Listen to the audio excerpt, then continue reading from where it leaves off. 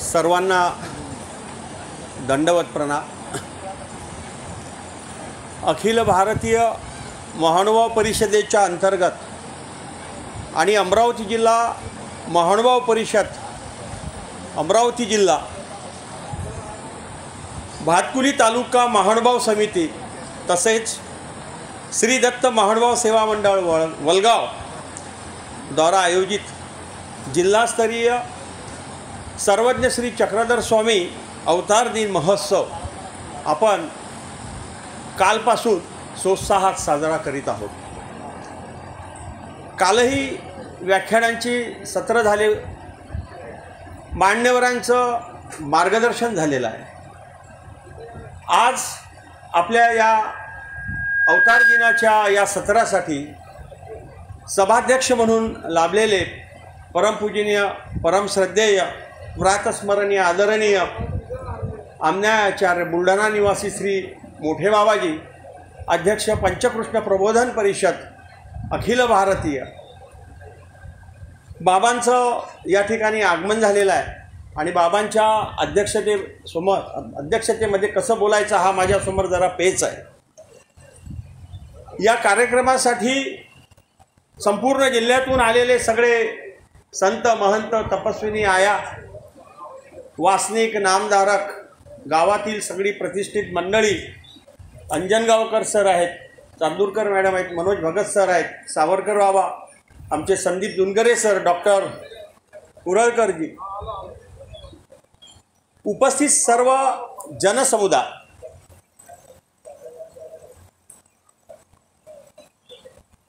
Thank you, धन्यवाद। खरं तर या सगळ्या कार्यक्रमामध्ये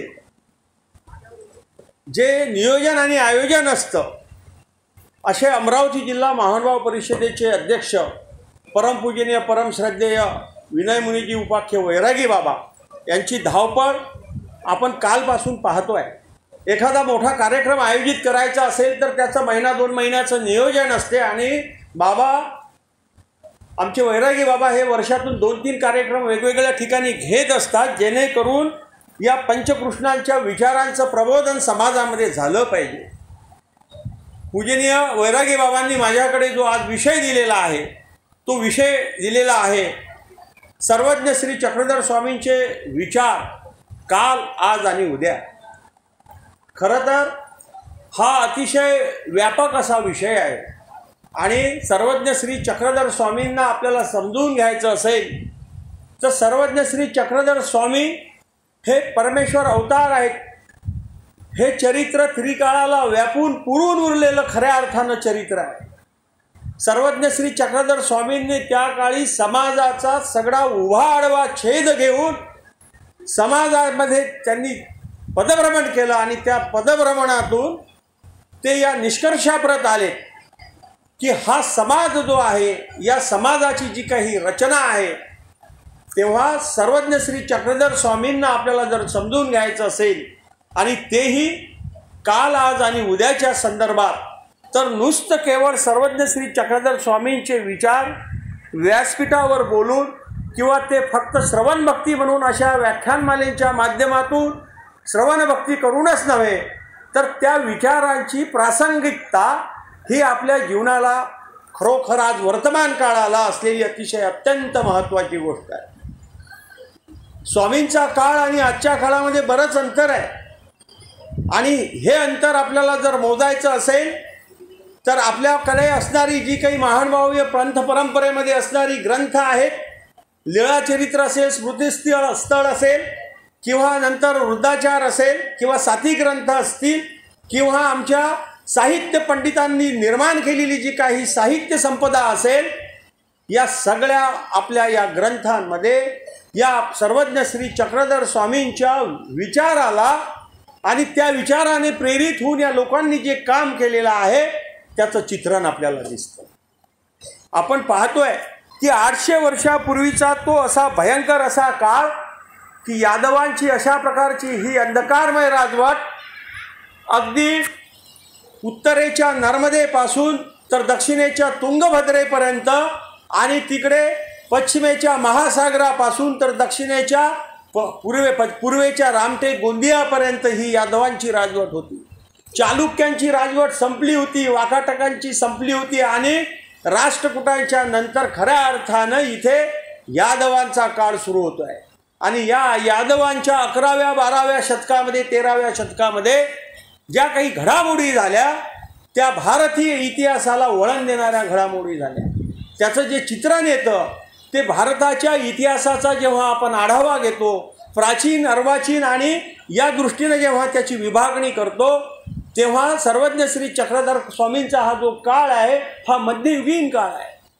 अशांतमय अस्थिर अशा प्रकारचा काळ आहे. म्हणजे भावाभावातच राज्यासाठीची भांडणं चाललेली होती आणि अशा या अंधकारमय काळामध्ये त्यांना आपली सत्ता टिकून ठेवायची होती.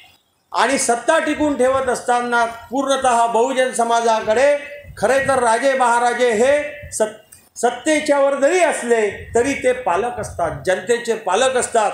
परंतु त्यांनी त्यांचं पालकत्व ते विसरून गेले आणि खऱ्या अर्थानं जी काही बहुजन वर्गाची जे शोषणूक होत होती, पिळवणूक होत होती, अशा प्रकारचा एक वर्ग जो उच्चवर्णीय म्हणून गणला जात होता, त्या काळामध्ये संपूर्ण स्त्रियांवरती अन्याय अत्याचार होत होतात. कर्मकांड, स्तोम आणि वेगवेगळ्या प्रकारच्या अनावश्यक रूढी आणि परंपरेने ग्रासलेला हा समाज रसातळाला गेलेला होता. हेमाद्री पंडित नावाच्या त्यांच्या प्रधानाने चातुर्वर्ग चिंतामणी नावाचा ग्रंथ प्रकाशित करून त्या ग्रंथामध्ये खरं तर हा ग्रंथ प्रकाशित करत असताना हेमाद्री पंडितानं असं म्हटलं होतं की ही वंशावळ आहे यादवांची फक्त, परंतु त्या वंशावळीच्या अंतर्गत त्यामध्ये येणारे जी काही कर्मकांड आहे ती कर्मकांड सगळ्यांमध्ये त्याच्यामध्ये ती टाकलेली होती आणि बहुजनांसाठीची होती आणि स्त्रियांसाठीची तर विशेषच होती. या सगळ्या अशा कर्मकांडांच्या पार्श्वभूमीवर आणि वैदिक धर्मामध्ये ज्या अनिष्ट रूढी परंपरा आणि देव पेटी कुलपात अशा प्रकारचा बंद केलेला होता, त्या देवाला खऱ्या अर्थानं पेटी कुलपातून बंद केलेल्या देवाला बाहेर काढण्यासाठी खऱ्या अर्थानं सर्वज्ञ श्री चक्रधर स्वामींचं अवतरण या ठिकाणी झालं. सर्वज्ञ श्री चक्रधर स्वामींनी या ठिकाणी द्वैत तत्वज्ञानाची ती मांडणी केली. गौतम बुद्धांच्या नंतर खऱ्या अर्थानं जे काही शांततेचं, अहिंसेचं जे काही तत्वज्ञान मांडलेलं असेल, त्यानंतर सर्वज्ञ श्री चक्रधर स्वामींनी त्याची इथे मांडणी केली. सत्य, अहिंसा आणि ज्या पद्धतीनं स्वातंत्र्याची गोष्ट सर्वज्ञ श्री चक्रधर स्वामींनी केली, हे बहुजन समाजाला हे अप्रूप होतं, त्यांच्या अंगवळणीच नव्हतं. कारण की मानसिक गुलामगिरीत पिचलेला हा सगळा समाज पूर्णतः या सगळ्या राजा रजवाड्यांच्या आणि या ब्राह्मणी पंडितांच्या अधिपत्याखाली पूर्णतः पिचून गेलेला होता. आणि या समाजाचं उद्धारण करायचं असेल तर सर्वज्ञ श्री चक्रधर स्वामींनी इथल्या जनसमूहाकडे पाहिलं आणि फिरता फिरता पदभ्रमंती करता करता सर्वज्ञ श्री चक्रधर स्वामींच्या श्रीमुखातून एक वाक्य निघालं. हा अवघा जणू ठकला फेला असे, याचे ठक फेरीता कवन नसे, तू ठकला असे खुली न पुसे. सगळा समाज हा थकलेला होता, फसलेला होता.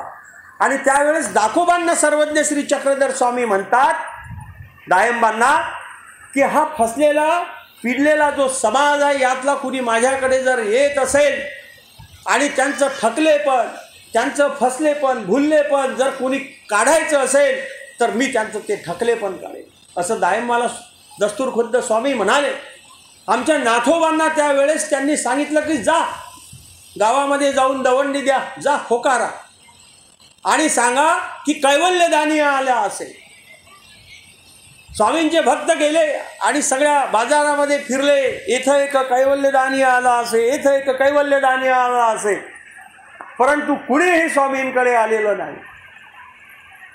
आणि स्वामींना भटोबास एके दिवशी विचारतात की येथं निरूपिलेले शास्त्र हे दृष्टाकारणे की अदृष्टाकारणे. स्वामी आमचं उत्तर देतात की इथं दृष्टाकारणेही आहेत आणि अदृष्टाकारणेही आहेत. परंतु स्वामींनी त्याच्यावरचा जो काही युक्तिवाद केला आणि जे काही मांडलं ते खऱ्या अर्थानं आज तुमच्या माझ्या जीवनाला खऱ्या अर्थानं ते घेण्यासारखं आहे. स्वामी म्हणाले भटोबासांना, दृष्ट अदृष्ट न लाभे, हे अतिशय महत्त्वाचं श्रीमुखीचं वाक्य आहे. जर तुम्ही दृष्टपराकडे जर जात असाल आणि त्या दृष्टपराच्या माध्यमातून जर तुम्ही काही प्राप्त करू इच्छित असाल तर हे सगळंच सगळं अमोचक आहे. मोचकाकडे जर जायचं असेल तर तुम्हाला दृष्टपराची कास धरायची असेल. आणि त्यावेळेस देखील समाजामध्ये 800 वर्ष झाली, समाजामध्ये कसं स्थित्यंतर घडत जातं, समाजामध्ये बदल कसा कसा होत जातो आणि समाजामध्ये बदल घडत असताना आपल्या आचारविचारामध्येही कसा बदल घडत जातो ते आपण तपासलं पाहिजे. सर्वज्ञ श्री चक्रधर स्वामींचं तत्त्वज्ञान आपल्याला जर खऱ्या अर्थानं तपासायचं असेल तर त्याच्यासाठी एकच उपाय आहे. स्वामींची सगळी जी काही सूत्र असेल सगळी सूत्र जाऊ द्या, परंतु त्यातली काही जरी सूत्र असेल तर ती आपण आपल्याला स्वतःला लावली पाहिजे. आपल्याला जर आत्मोन्नती करायची असेल, आपल्याला खऱ्या अर्थानं या रहाट घटकेच्या दृष्टांताच्या अनुषंगाने पुनरपि जननम पुनरपि मरणम या सगळ्या रहाट गाडग्यातून आपल्याला मुक्ती मिळवायची असेल तर स्वामींची सूत्र ही दिशादर्शक आहे. नुसतं सूत्रांचं पारायण करून भागणार नाही तर ती सूत्र माझ्या अंतर्गाम्य कशी होतील, माझ्या हृदयामध्ये कशी होतील हे देखील आपण पाहिलं पाहिजे.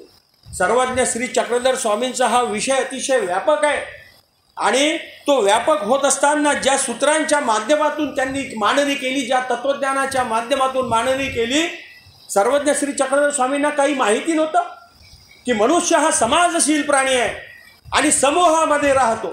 म्हणूनच सर्वज्ञ श्री चक्रधर स्वामी वाडोवाडी फिरले, खेडोपाडी गेले, आदिवासींच्या झोपडीत गेले, महार मातंगाच्या घरी गेले, लोहाराच्या घरी गेले, कुंब्याच्या घरी गेले, माळ्याच्या घरी गेले, महार मातंगाच्या घरी गेले. आणि या सगळ्या ठिकाणी ते विचारत असताना, जात असताना सर्वांना त्यांनी सांगितलं की इथं जाती गोत्र असे काही नसे.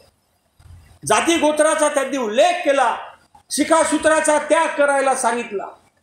जाती गोत्र इथं काही नसे हे महत्त्वाचं सूत्र आहे. आणि जाती गोत्राचा विचार करत असताना आज आपण आजच्या परिस्थितीमध्ये पाहिलं पाहिजे की जातीभेदाने त्यावेळेस ज्या परिस्थितीला समाज रसातळाला गेला होता, आजच्या वर्तमानाच्या संदर्भात देखील आपण पाहिलं पाहिजे की आजही या जातीभेदामुळं आपण रसातळाला जात आहोत. मनामध्ये जात इतकी पक्की आहे की जी जाता जाता जात नाही ती जात, असं विशेषण अलीकडच्या विद्वानांनी केलेलं आहे.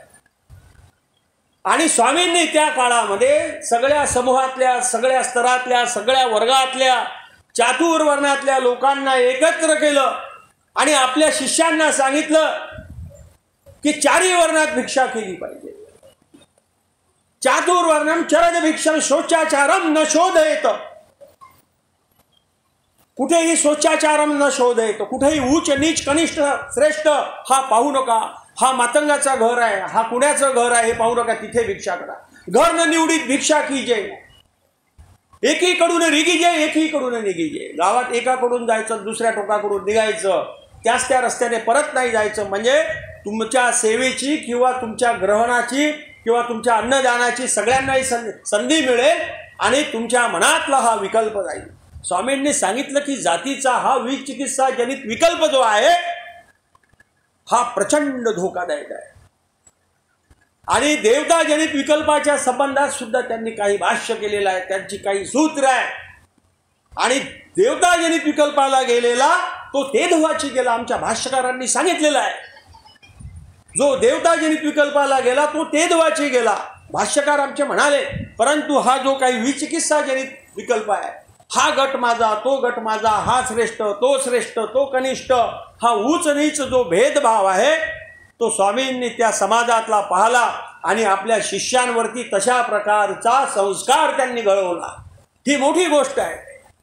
मातंग येतो आणि मातंगाचा लाडू सर्वज्ञ श्री चक्रधर स्वामी त्या सगळ्या त्यांच्या ब्राह्मण शिष्यांना देतात आणि म्हणतात, हा प्रसादवादियो, हा प्रसादू घ्या. हा मातंगाच्या हातचा प्रसाद आहे, तो तुम्ही घ्याल काय? आणि सगळ्या शिष्यांनी तो प्रसाद घेतला. स्वामींनी दिलेला जो प्रसाद होता तो सर्वांना वाटून दिला आणि जातीभेदाचा आणि या अशा प्रकारच्या वर्णभेदाचं उच्चाटनाची सुरुवात भारतीय इतिहासामध्ये जर कुणी या सहस्त्रकामध्ये कुणी केली असेल तर सर्वज्ञ श्री चक्रधर स्वामी हे आद्य समाज सुधारक आहेत. आपण पाहिलं पाहिजे की पूजनीय साने गुरुजींना पंढरपूरच्या मंदिरामध्ये अस्पृश्यांना प्रवेशासाठी आता आंदोलन करावं लागलं. आमच्या डॉक्टर बाबासाहेब आंबेडकरांना नाशिकच्या काळाराम मंदिरामध्ये अस्पृश्यांना प्रवेश मिळवण्यासाठी आता आंदोलन अलीकडे आंदोलन करावं लागलं 100 वर्षापूर्वी 75 वर्षापूर्वी. परंतु सर्वज्ञ श्री चक्रधर स्वामींनी अशा कठीण काळामध्ये जिथे शास्त्र ऐकणं हा गुन्हा होता आणि जर कुणी शास्त्र कानी पडलं तर त्याच्या कानामध्ये शिस ओतलं जात होतं आणि आमच्या अस्पृश्य वर्गाला कुठून सुवर्णवस्तीतून फिरण्याची संधी नव्हती. त्याच्या गळ्याला मडका आणि पाठीला झाडू असायचा. झाडू यासाठी असायचा की त्याची अस्पृश्य ही जी काही पावलं आहेत ती आमच्या सुवर्णांच्या वस्तीमध्ये उपटत असेल तर ती त्या झाडूने पुसायची आणि त्याला जमिनीवर थुंकण्याचा देखील अधिकार नव्हता. त्याने त्याच्या गळ्यातल्या मडक्यात थुकायचं. अशा प्रकारची चातुर्वर्ण व्यवस्था असताना या चातुर्वर्ण व्यवस्थेमध्ये ब्राह्मणांना घेऊन सोबत काम करणं आणि या सगळ्या शोषित वंचित घटकासाठी अलीकडे आपण शब्द वापरतो उपेक्षित, वंचित, मोठा फेमस शब्द झालेला आहे वंचित. तर या सगळ्या दृष्टीने आपण पाहिलं पाहिजे की खऱ्या अर्थानं सर्वज्ञ श्री चक्रधर स्वामी वंचितांचे उद्धारक होते. वंचितांना त्यांनी सोबत घेतलं आणि या सगळ्या दृष्टीनं अस्पृश्यांना मंदिरासाठी अंबाबाईचं मंदिर असं आमच्या डॉक्टर पंजाबराव भाऊसाहेब देशमुखांच्या मार्गदर्शनात मोठं आंदोलन झालं होतं. अंबाबाईच्या दर्शनासाठी बाकीच्याही लोकांना परवानगी मिळाली पाहिजे.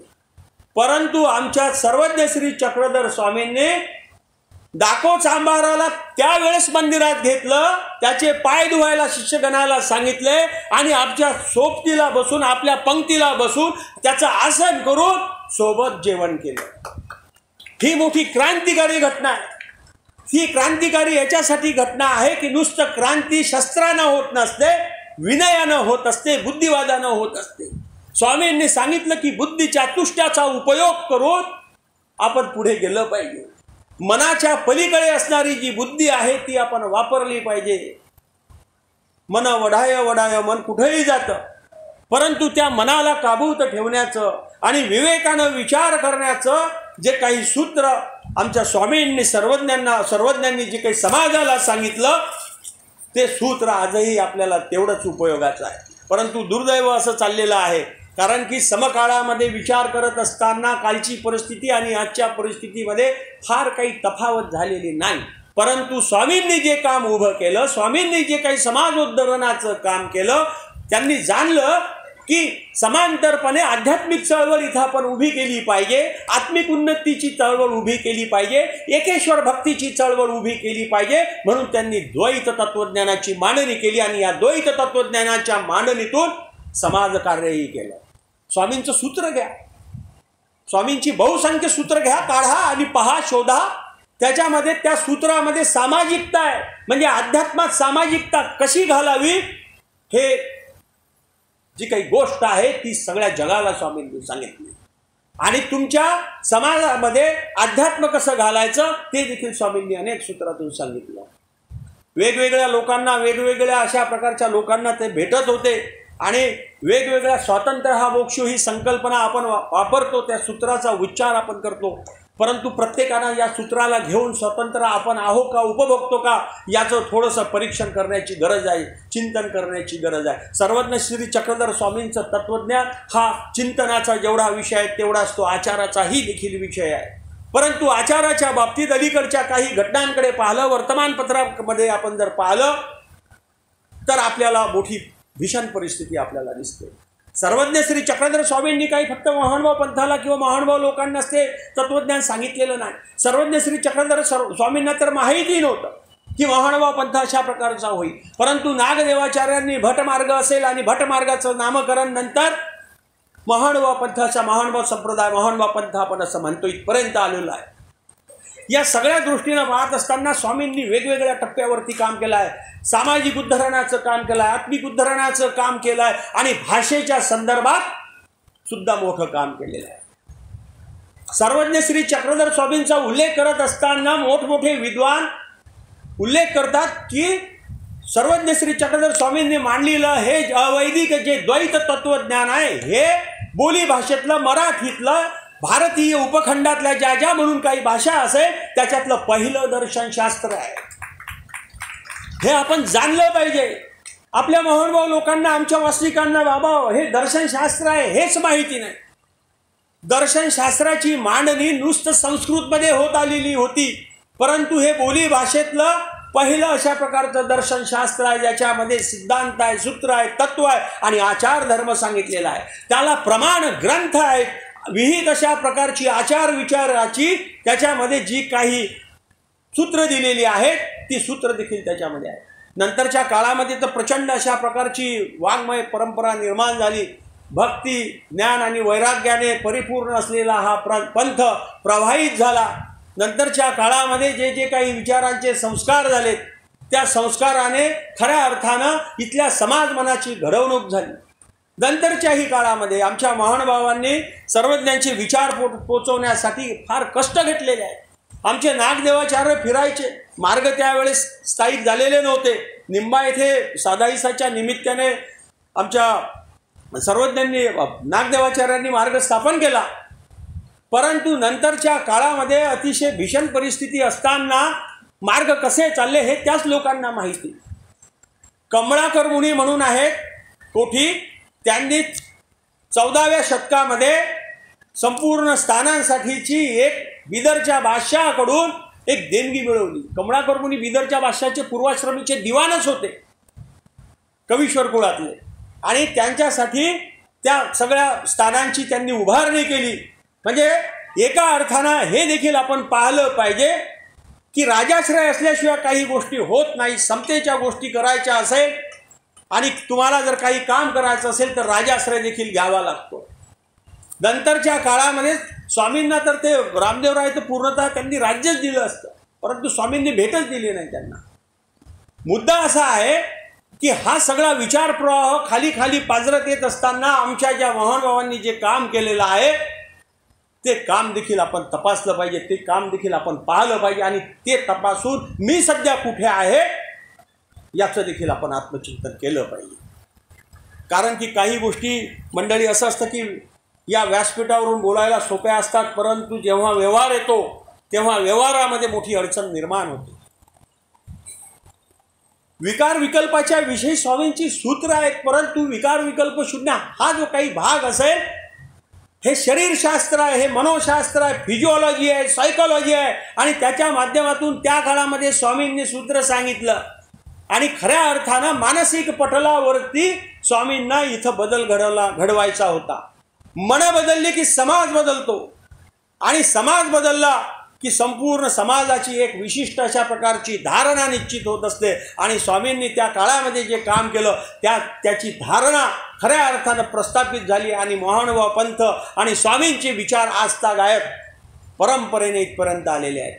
समतेच्या संदर्भात असेल, स्त्रीमुक्तीच्या संदर्भात असेल, आपण आज म्हणतो की स्त्रीमुक्तीची चळवळ आपल्या भारतामध्ये आली 1970च्या दशकामध्ये. 20वे शतक जवळपास ओलांडावं लागलं, 70वे दशक यावं लागलं. पाश्चिमात्य जर आले, त्यांनी जर म्हटलं की स्त्रीमुक्तीची चळवळ तुम्ही काय सांगता, आमच्याकडे 16व्या शतकात सुरू झाली. अमेरिकन स्वातंत्र्य युद्ध आणि फ्रेंच राज्यक्रांतीची जी काही उत्पत्ती असेल तर ती म्हणजे स्त्रीमुक्तीची चळवळ आहे आणि त्या स्त्रीमुक्तीच्या चळवळीपासून खऱ्या अर्थानं जगभर त्याचा एक स्त्रीमुक्तीचं वारं वाहू लागलं आणि भारतात देखील ती आली. आणि खऱ्या अर्थानं आपल्या देशामध्ये 1970च्या दरम्यान सीमा साखरेंचं तुम्ही नाव ऐकलं असेल बहुतेकांनी. या सगळ्या दृष्टीने ही स्त्रीमुक्तीची चळवळ आली, परंतु अमेरिकन स्वातंत्र्य युद्धाच्या अगोदर, फ्रेंच राज्यक्रांतीच्या अगोदर ही भारतात स्त्रीमुक्तीची चळवळ येण्याच्या कितीशे तरी आधी, 800 वर्ष आधी आमच्या सर्वज्ञ श्री चक्रधर स्वामींनी स्त्रीमुक्तीची चळवळ सुरू केली. आद्य स्त्रीमुक्तीचे जनक म्हणून जर कोणी असेल तर सर्वज्ञ श्री चक्रधर स्वामी आहेत आणि त्यांनी स्त्रियांना धर्माचा अधिकार मिळवून दिला, स्त्रियांना पुरुषाच्या बरोबरीनं वागण्याचा अधिकार मिळवून दिला. पुरुष होणे असावे असं औसांना स्वामी म्हणाले. आपण पुरुषार्थ या अर्थानं असलं पाहिजे, हा काही लिंगभेदात्मक शब्द नाही आहे. पुरुषा होणे असावे, औसाला सांगितलं की पुरुषाहूनही असलं पाहिजे आपण. आणि या दृष्टीनं जशा पुरुषाच्या बरोबरीनं आपण काम करतो, तो समानतेचा अधिकार देण्याचं काम सर्वज्ञ श्री चक्रधर स्वामींनी त्या काळामध्ये केलं. अनेक शिष्या त्यांच्या त्या काळामध्ये होत्या. अनेक परिवार जो होता त्याच्यामध्ये वेगवेगळ्या वर्गातल्या स्त्री शिष्या होत्या. अनेकांची नावं आपल्या सगळ्यांना माहिती आहे. परंतु या सगळ्या स्त्रियांना त्यांनी मार्गदर्शन केलं. त्यावेळेस शिक्षणाची व्यवस्थाच नव्हती. पंतोजींच्या शाळा होत्या. फक्त राजे महाराजे किंवा कोणी त्यांचे वजीर किंवा काही हे असतील अधिकारी असतील तर त्यांच्या मुलांसाठी ज्या शाळा होत्या त्यांना पंतोजीच्या शाळा म्हणत असत. अलीकडे पेशवाईंच्या काळापर्यंत हीच व्यवस्था होती. परंतु सर्वज्ञ श्री चक्रधर स्वामींनी औपचारिक शिक्षणाची आणि अनौपचारिक शिक्षणाची व्यवस्था केली. सातत्यानं फिरत राहिले. औपचारिक शिक्षण केलं आणि अनौपचारिक शिक्षण केलं. आपण आता औपचारिक शिक्षण शाळा महाविद्यालयातून घेतो, शासनाच्या ग्रँटवर घेतो. म्हणून सर्वज्ञ श्री चक्रधर स्वामी सतत फिरत होते. हे चालतं बोलतं विद्यापीठ होतं, जनसामान्यांचं विद्यापीठ होतं. आणि मनामध्ये इतकी कणाव होती जीवाच्या विषयी, प्रचंड अशा प्रकारची कणाव होती. परमेश्वराची जीवाच्या निक्यावर दृष्टी असते.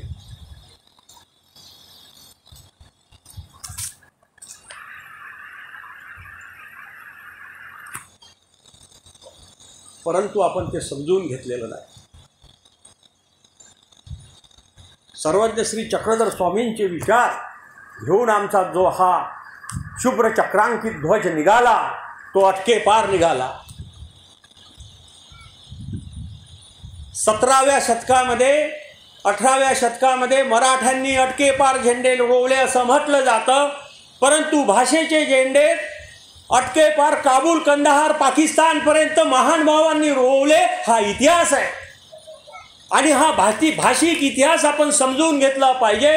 तिथे मठ मंदिरांची स्थापना केली त्या काळी. त्या 16व्या 17व्या शतकामध्ये तिथं जो आमचे जे महात्मे गेले त्यांनी मराठीच्या सूत्रांचं पठण केलं. मराठी भाषा तिथे त्यांनी प्रचारात आणली. आज आपण पाहतो की जयकृष्णी पंथ म्हणून संपूर्ण पंजाबमध्ये, हरियाणामध्ये महानुभाव सांप्रदायिक लोक तिथे आहेत, आमचे पंथीय लोक आहेत. ही त्याच लोकांची एक फलश्रुती आहे कार्याची की काबूल, कंदाहारपर्यंत गेले.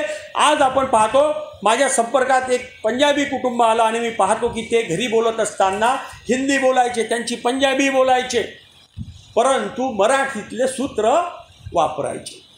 जिथं जिथं गरज पडेल तिथे तिथे स्वामींचे सूत्र वापरायचे. मोठी मजेशीर गोष्ट आहे की तेवढीच ही भाषेचं प्रवाहीकरण, भाषा कशी कशी झिरपत जाते ते देखील आपण समजून घेतलं पाहिजे. गुजरातमधून आलेले स्वामी महाराष्ट्रात येतात, महाराष्ट्रीय असावे असा संदेश देतात आणि तो महाराष्ट्रीय असावे असा संदेश घेऊन, मराठीचा संदेश घेऊन संपूर्ण भारतभर ही मंडळी आपली जाते. आणि आज महानुभाव पंथाचे लोक सगळ्या जगभर विखुरलेले आहेत. अखिल भारतीय मला वाटतं की महानुभाव साहित्य संमेलन, विश्व साहित्य संमेलन परदेशातही झालेलं आहे. हा भाषेचा जो झेंडा आहे, भाषेचं जे प्रवाहीकरण आहे, आज मराठी भाषा कन्नड लोकांमध्ये बोलली जाते, पंजाबी लोकांमध्ये बोलली जाते, हिंदी लोकांमध्ये बोलली जाते. हे आपण समजून घेतलं पाहिजे. आनेराज बासांच्या अन्वयस्थळामध्ये याचा उल्लेख येतो. हे आनेराज बास तेच आहेत वरखडीचे गोपाळ पंडित जे 6 महिन्याचे असताना त्यांच्या आईने सर्वज्ञ श्री चक्रधर स्वामींच्या मांडीवरती ठेवलं.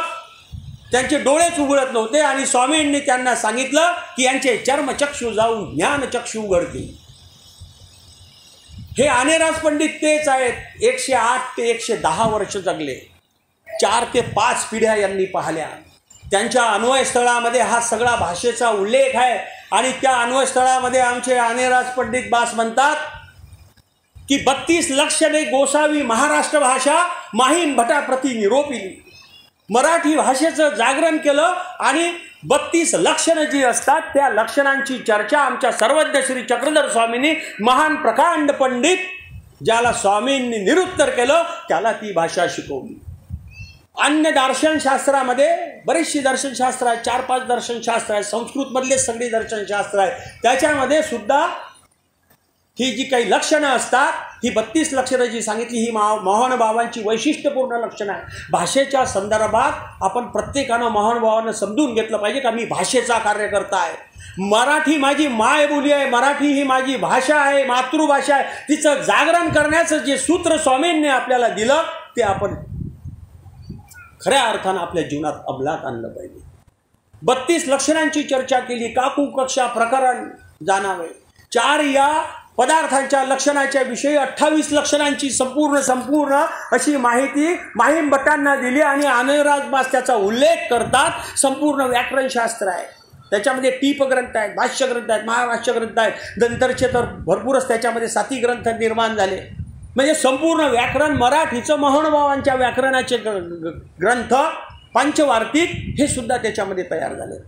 हा सगळा जर आढावा घेतला तर आपल्याला लक्षात येईल की म्हणूनच महानुभाव हा मराठी प्रेमी आहे, महाराष्ट्र प्रेमी आहे, भाषा प्रेमी आहे.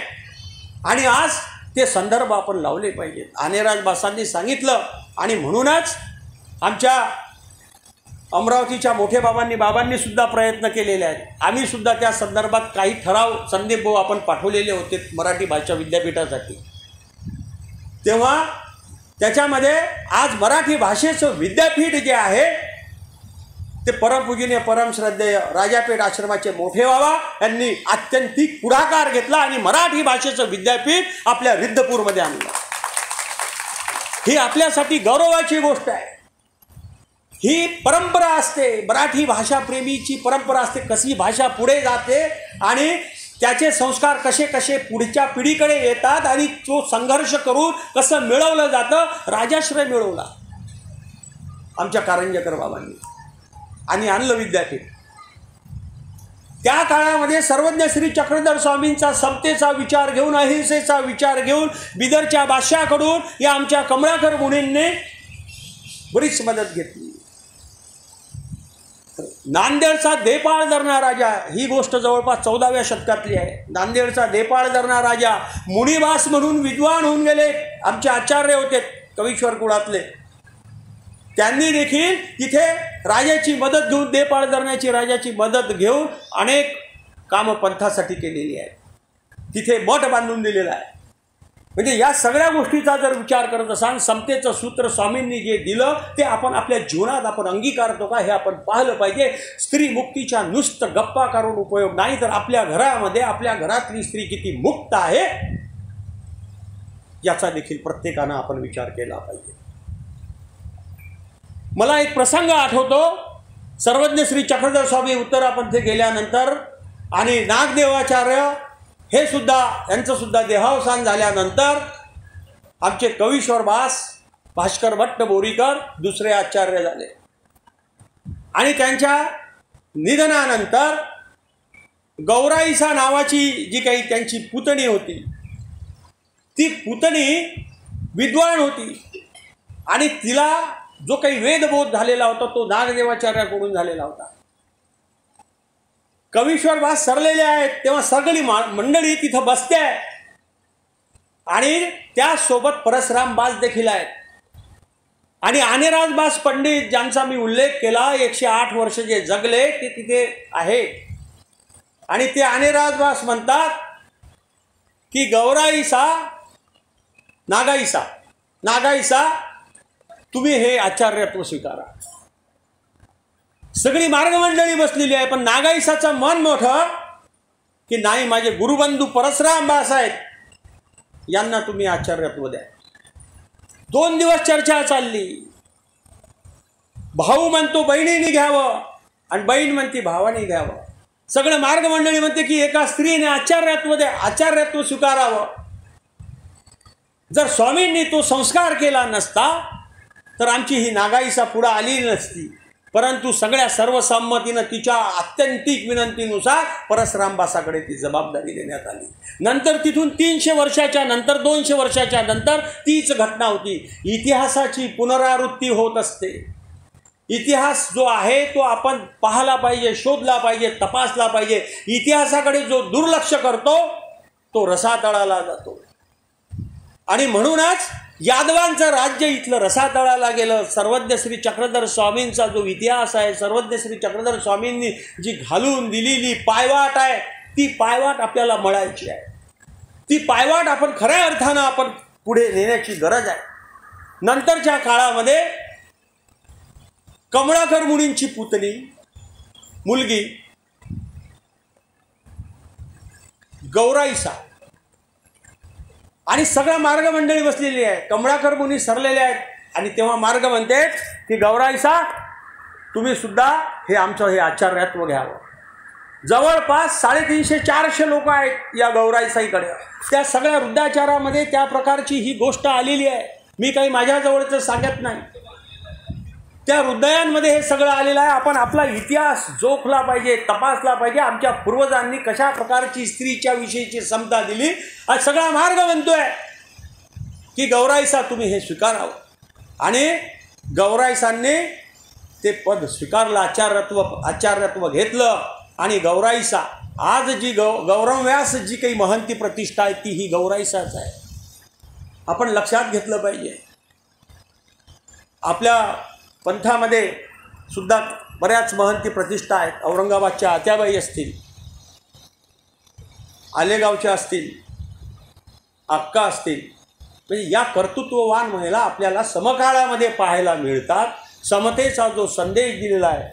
परंतु बाबा हे थोडंसं दुर्दैव आहे की महानुभावांच्या व्यासपीठावर स्त्रियांची उपस्थिती नसते. ती जागा आपण त्यांना द्यायला पाहिजे. कालपासून पाहतो एकही स्त्री व्यासपीठावर नाही. बाबा आपण लक्षात घेतलं पाहिजे. स्त्री समतेचा, स्त्रीचा जो काही स्त्री पुरुष समानतेचा जो आपल्याला संदेश दिलेला आहे तो संदेश आपल्याला आपण अंमलात आणला पाहिजे. आणि या स्त्रियांनी मार्ग कसा चालवला तुम्हाला सगळ्यांना माहिती आहे की पंडित दासांना हिराईसाने कशा प्रकारचं या आपल्या पंथामध्ये आणलं. आणि आजही आमच्या घरामधल्या स्त्रिया या खऱ्या अर्थानं मार्गाला पुढे नेत आहेत. स्त्रियांची संख्या आजही उपस्थितीच्या दृष्टीनं जास्त आहे. हे सगळे जे काही भाषेचे काही तपशील असतील, भाषेचे काही जे काही संदर्भ असतील ते सगळेचे सगळे पाजरत येतात. हा संस्काराचा भाग असतो. आणि संस्कार असा एका पिढीकडून दुसऱ्या पिढीकडे खऱ्या अर्थानं जात असतो. आपल्या पंथामध्ये अलीकडच्या काळामध्ये थोडासा विचार करत असताना एक सांस्कृतिक अभिसरण झालेलं आहे. ते काळामानानुसार होणारच आहे. तुमच्या माझ्यात काही बदल होणारच आहे. जीवनशैलीवरती आपल्या बदल झालेले आहेत. मी त्या विषयाकडे येतो. कारण की जीवनशैलीमध्ये जे काही मोठ्या प्रकारचे बदल झालेले आहेत आणि सांस्कृतिक अभिसरणाच्या विषयी बोलत असताना हा पंथ पंजाबमध्ये गेला. तिथली खानपान संस्कृती वराडात आली. वराडातली खानपान संस्कृती मराठवाड्यात गेली. मराठवाड्यातली खानपान संस्कृती पंजाबात गेली. हे सांस्कृतिक अभिसरण आहे. महानुभावांनी सांस्कृतिक अभिसरण करून घेतलं, हे चांगली गोष्ट आहे. परंतु काही या सांस्कृतिक अभिसरणामध्ये गोष्टी आल्या आहेत त्या चांगल्या आहेत, परंतु एका विशिष्ट लिमिटपर्यंत आहे. पंचावतार ही संकल्पना 100 वर्षाच्या पूर्वी विदर्भात किंवा महाराष्ट्रात अजिबात अस्तित्वात नव्हती. ही पंचावतार संकल्पना उत्तरेकडून आपल्याकडे आली आणि ती आता इतकी प्रचलित झालेली आहे की चांगलं आहे. धर्मवार्ता प्रसंगे सर्वत्र अवस्थान बरोबरच आहे, ते झालंच पाहिजे. परंतु त्याच्यामध्ये जे मोठ्या प्रकारची अहमिका लागलेली आहे, मोठ्या प्रकारचा खर्च होतो आहे, ज्याला झेपत नाही तेही असं सगळं चाललेलं आहे. स्वामींनी शोषण व्यवस्थेच्या विरोधात आवाज उचलला, कर्मकांडांच्या आवाज उचलला. आपण पाहिलं पाहिजे की स्वामींच्या तत्वाला अनुसरून मला कुठं काटकूट करता येईल का, कुठं काही कमी करता येईल का. आपण आपले जे काही दैनिक विधी आहे, नित्यविधी आहे, निमित्तविधी आहे केलेच पाहिजेत. त्यानं आपल्या मनाला उजळता येते. आपल्या शास्त्रातही हे सांगितलेलंच आहे. परंतु बऱ्याच अनावश्यक गोष्टी ज्या आहेत त्या आपल्या पंथामध्ये संप्रदायामध्ये अलीकडे येतो आहे. महाराष्ट्र शासनाने हे 5 सप्टेंबरला भगवान सर्वज्ञ श्री चक्रधर स्वामींचा अवतार दिनाचा GR काढला. शासनाचं आपण अभिनंदन केलं पाहिजे.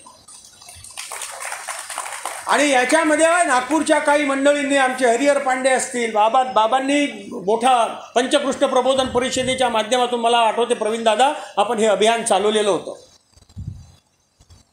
जयंती दिनाचं, अवतार दिनाचं.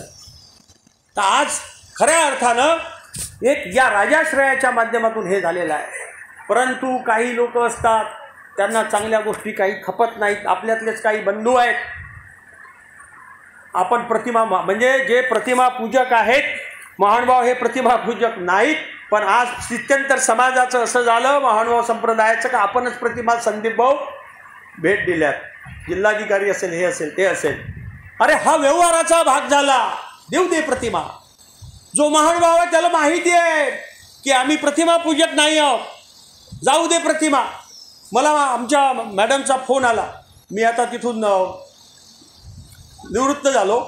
सर म्हणे आपण तर हे करत नाही आहे, प्रतिमा कशी लावायची, शाळेत कार्यक्रम कसा घ्यायचा, त्याची हे पद्धतीला काय. मी सांगितलं मॅडम घाबरू नका, स्वतःच्या पैशानं स्वामीची प्रतिमा विकत आणा आणि बाकीच्या लोकांकडून हार अर्पण करून घ्या आणि स्वामींच्या विचाराचं जागरण तिथं करा. अहो काही बिघडत नाही. इतका बारीक विचार करत असेल तर तुमच्या घरातल्या लग्नातल्या पत्रिकेमध्ये स्वामींचा फोटो असतो, तो फोटो तुम्ही कुठेही टाकता, त्यावेळेस तुम्ही काय करता, हे प्रश्न आपण विचारले पाहिजेत. काही मंडळींना चांगलं खपत नाही.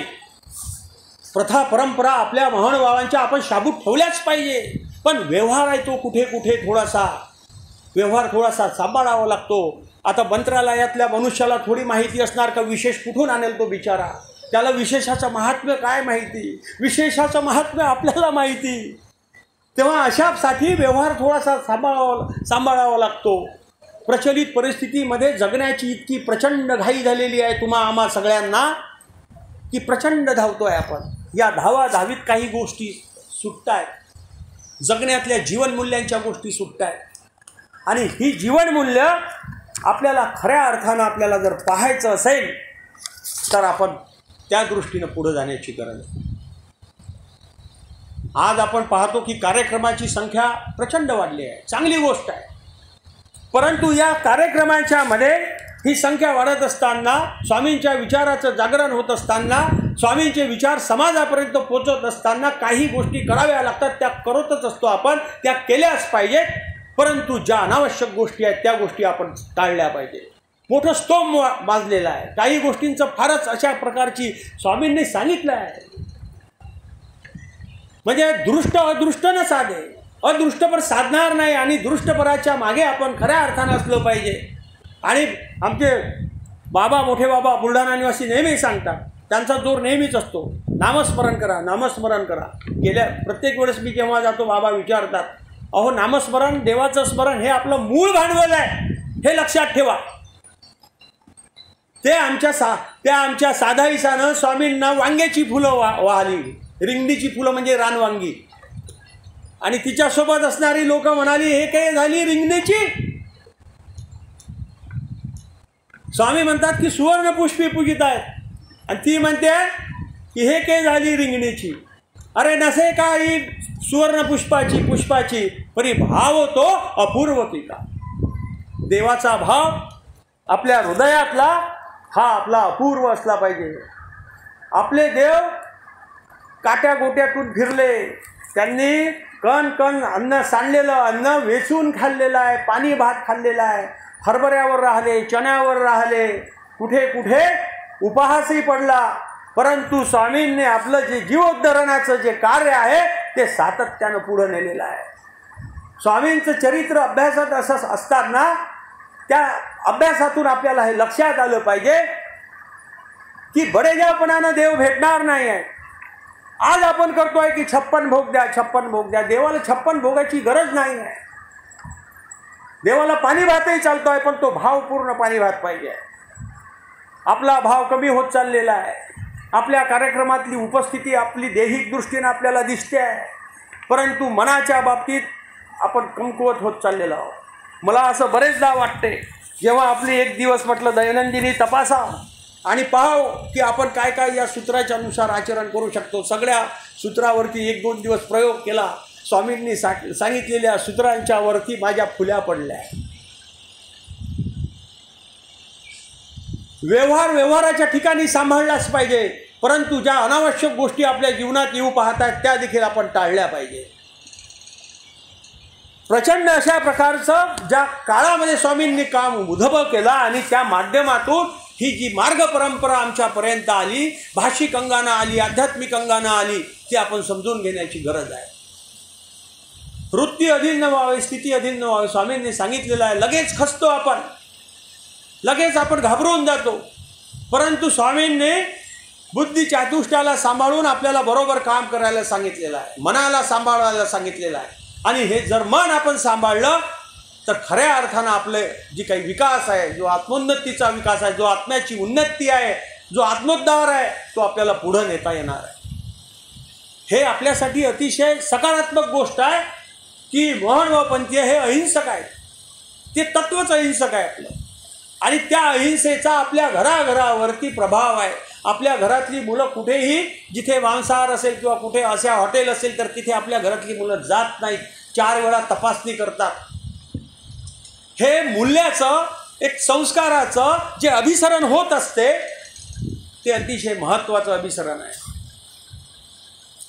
नुसतं मी दिसण्यापुरता पंथात आहे, नुसतं मी या कार्यापुरता पंथात आहे हे नसून खरं तर प्रत्येकानं वैयक्तिक आपण त्याची सुरुवात आपल्या आचरणापासून केली पाहिजे.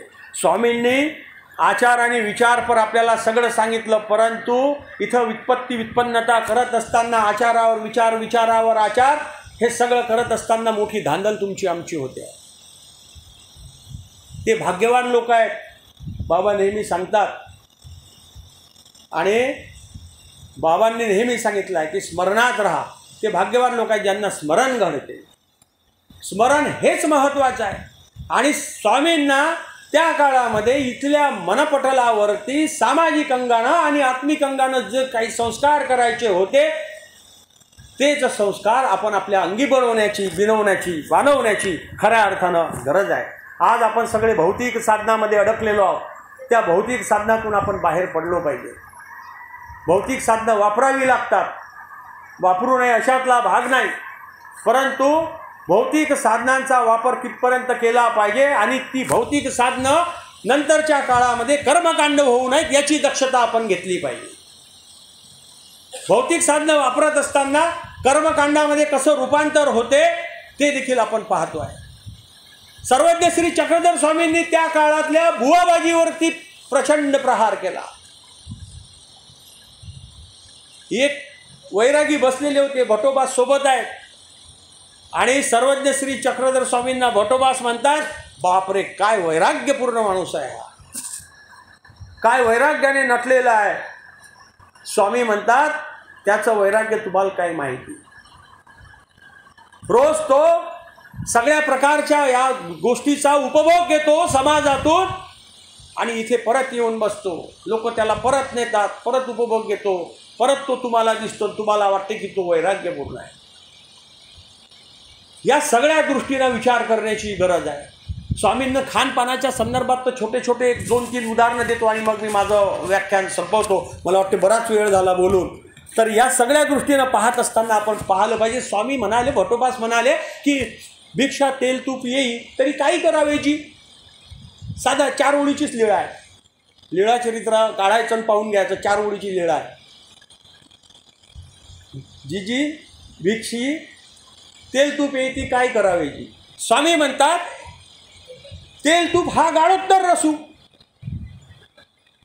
हा गाळोत्तर रस आहे. गाळून तयार केलेला आहे, चोथा वेगळा केलेला आहे आणि त्याचा रस काढलेला आहे. आणि गाळोत्तर रसाची काही साक्षी ठाकी घेते.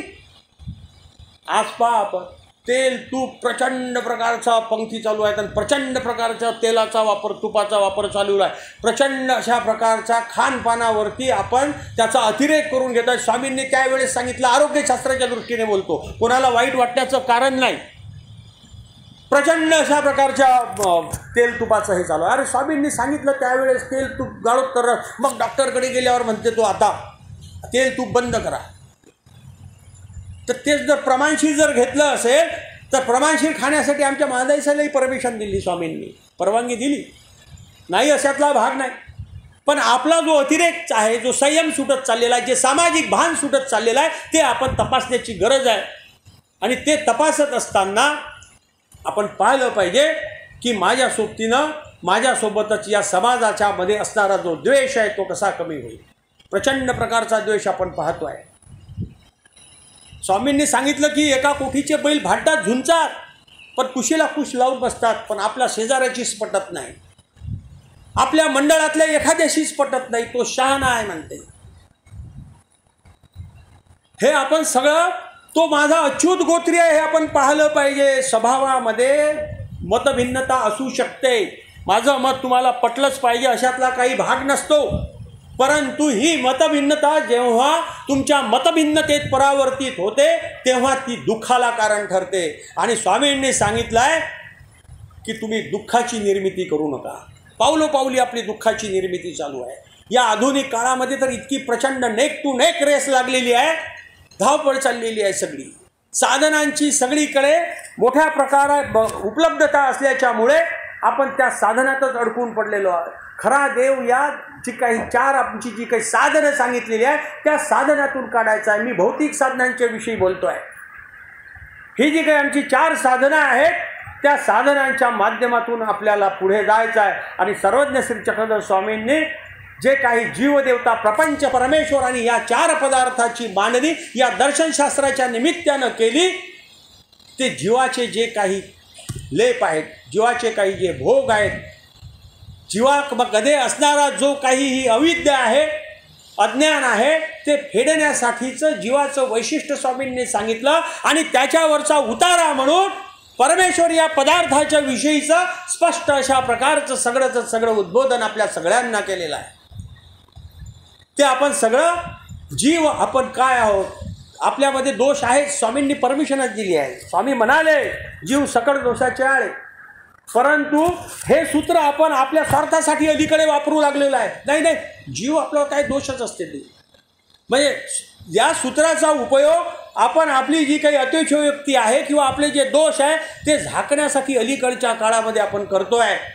आणि प्रायचित्त विधी आपल्या याच्यामध्ये जो सांगितलेला आहे तो अतिशय उत्तम अशा प्रकारचा प्रायचित्त विधी आहे. प्रायचित्त आपण केलंच पाहिजे. दोष घडतच असतात, दोष घडू, कारण की मनुष्याचा धर्मच आहे, तो जीवाचा धर्मच आहे. परंतु याचं क्षालन करून करून जो काही आपल्याला परमेश्वरी मार्ग पुढे जायचा आहे त्याचं चिंतन मंथन करण्याचा आहे. खऱ्या अर्थानं या माध्यमातून तुमच्याशी योग आला. पूजनीय बाबांच्या अध्यक्षतेत बोलत असताना मला माहिती आहे की ही अधिकृती माझी इथे झालेली आहे. बाबांची खावणी मला माहिती आहे, परंतु माझ्या बोलण्याची पद्धती थोडी असल्यामुळे मी बाबांची क्षमा मागतो. आणि या ठिकाणी वैरागी बाबांनी जो काही हा कार्यक्रम घेतला, सातत्यानं ते कार्यक्रम घेत असतात, वैरागी बाबांनी मला या ठिकाणी बोलावण्याची संधी दिली. आणि सर्वज्ञ श्री चक्रधर स्वामींचं जे तत्त्वज्ञान आहे हे आपल्या मनामनातलं जे तत्त्वज्ञान आहे ते आचरणाचा, प्रत्यक्षात आणण्याचा आपण संकल्प करूया. एवढंच बोलतो आणि थांबतो. दंडवत प्रणाम.